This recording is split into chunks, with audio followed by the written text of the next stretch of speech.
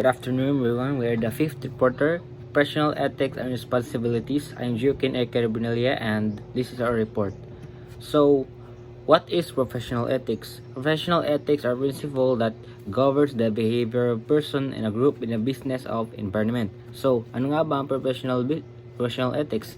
Ang professional ethics ay prinsipyo o panuntunan na gumagabay sa tamang asal ng isang tao sa kanyang trabaho o propesyon. Ibig sabihin, ito ang nagsasabi kung paano ka dapat kumilos sa katrabaho mo man o kliyente, kumpanya at iba pang taong naapektuhan ng iyong trabaho, lalo na sa larangan ng teknolohiya.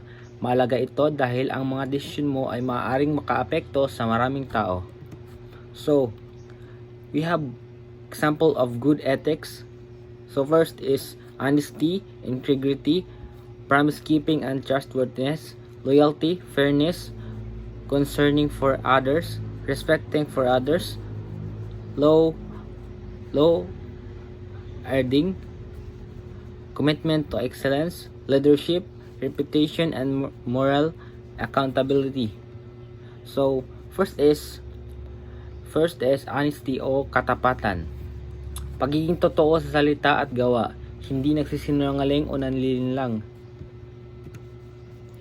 So second is integrity. Ethical executives demonstrate personal integrity and courage of their conviction by doing what they think is right, even where there is great pressure to do otherwise. So integrity o integridad, paggawa ng tama kahit walang nakakakita o kahit mahirap gawin. So the third is promise keeping and trustworthiness. Ethical executives are worthy of trust. They are candid and forthcoming in supplying relevant information and correcting misapprehension of fact. So, trustworthiness, pagiging mapagkakatiwalaan, pagiging taong maasahan at tinutupad ang mga pangako. So, the fourth is loyalty.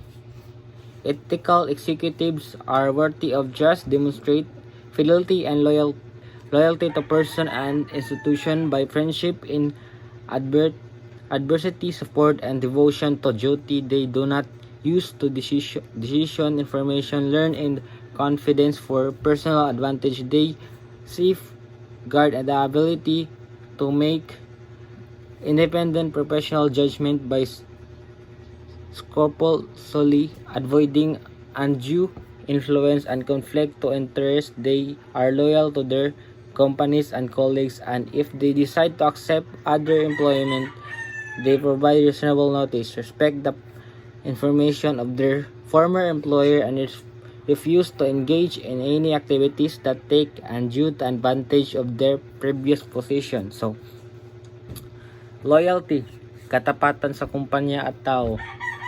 So, pagiging tapat at sumusuporta sa iyong grupo o organisasyon.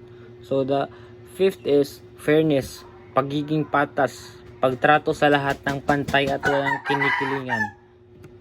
So, ika-anim is concern for others, o pagmamalasakit sa kapwa, pag-iisip sa kapakanan at nararamdaman ng ibang tao. So, ikapito is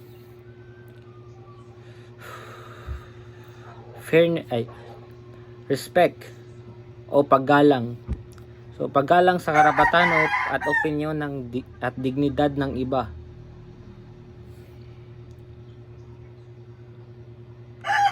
So ang ika-8 is law abiding. Ethical executives abide by laws, rules and regulation relating to their business and activities. So, law-abiding o pagsunod sa batas, pagsunod sa mga alituntunin at batas ng lipunan at trabaho. So,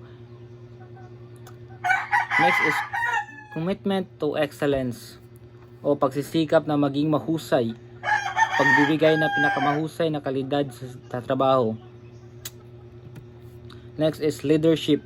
Ethical executives are conscious of the responsibility and opportunities of their position of leadership. So, leadership, pagiging mabuting ehemplo, paggabay sa iba sa pamamagitan ng mabuting asal at tamang desisyon. So, Next is reputation and moral. Magandang pangalan at samahan. Pagpapanatili ng magandang imahe at positibong samahan sa trabaho. So, the last one is accountability. Pananagutan sa desisyon. Pagtanggap ng responsibilidad sa sariling aksyon at pagkakamali. So, next is ethical guidelines for computer professionals. Special aspects of professional ethics. Professional ethics have several characteristics different from general ethics. The rule of the professional is special in several ways.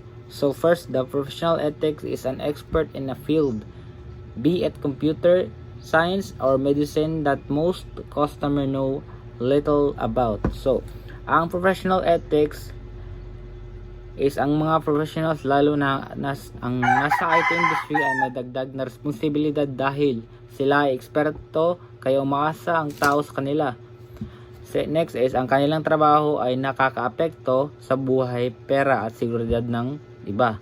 Halimbawa, ang system na ginagawa mo ay dapat safe and secure. Dapat mong isipin ang privacy ng user mo. So, next is professional code of ethics. Many problem organizations have codes of professional conduct. They provide a general statement of ethical values and remind people in the profession that ethical behavior is an essential part of their job.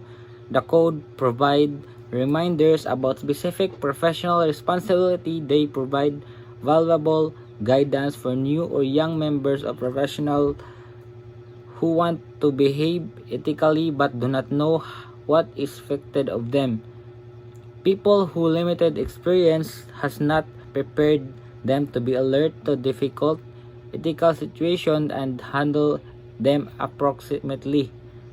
So, Code of Ethics. May mga organisasyon na nagbibigay ng gabay tulad ng ACM o Association of Computing Machinery and IEEE, Computer Society. Layunin nito na gabayan ang professionals, ipaalala ang tamang asal, tulungan ang mga baguhan. Guidelines and professional responsibility. We highlight a few principles for producing a good system most concerned software developer, programmers, and consultants. A few for professionals in other areas who make decisions about acquiring computer system. For large organizations, many more specific guidelines appear in the SE code and ACM code, or Association for Computing Machinery Code, or SE code. So next is ethics in technology, laws and standards. The overview of Philippines laws and international standards related to IT ethics. Philippine laws. There are four. The first is the RA 10173, or the Data Privacy Act. Second is RA 10175, or the Cybercrime Prevention Act. Third is RA 8293, or the Intellectual Property Code. And last is RA 8792, or the E-Commerce Act. So, saan ang RA 10173? Ang Data Privacy Act is to protect personal data, requires organization to secure data. Example is the no sharing without consent. Motong kuan, dili ka mo hatag sa mga kuan, sa mga data, sa mga personal data kung may consent sa users. And ang RA 10175, or ang Cybercrime Act, it punishes hacking, fraud, and identity theft. Example, illegal account access, motong mga hacker. Then, katulo is ang RA 8293, or Intellectual Property Code, protects software and content. Example, copying programs is piracy. Mutong kuan ka ng plagiarism. And then, kaupat is RA 8792, or ang E-Commerce Act. It recognizes online transaction. Example, digital receipts are valid. Then, deritas international law. Ang DGPR sa Europe, then HIPAA sa USA, then CCPA sa California. Ang GDPR are strictly data privacy law applies heavily if handling EU data requires clear consent. Then ang HIPAA is protect medical records. Example, kanang kuan sa hospital nga na to hospital ma-secure patient data. CCPA, it gives user control over the data. Users can request deletion. Pwede i-delete ang mga personal data nga na consent sa user. International Ethical Standard. ACM Code of Ethics. IEE Code of Ethics. ISO or IEC 27001 and ISO IEC 27701. Ethical Framework. Ang natay ko ani ang AI ethic principle o ang software engineering ethics. Ang una is fairness, kanang fairness or ang no bias. Accountability, kanang responsable ka sa imong system kung naay pag imong tarongon. Imong angkonon kung naay sayop niya. Transparency. Then kaduha is software engineering ethics, avoid harm, ensure quality, maintain confidentially. Then ang importance in real life. These laws and standard ensure protect users, ensure security, avoid legal issue, and build trust. Example, a company that follows this avoids lawsuits and against user trust. And conclusion, ethics in technology is not only about doing what is right, but also about following laws and standards. Developers must understand both local and international regulation to build safe, legal, and trustworthy system. And that's all. Thank you.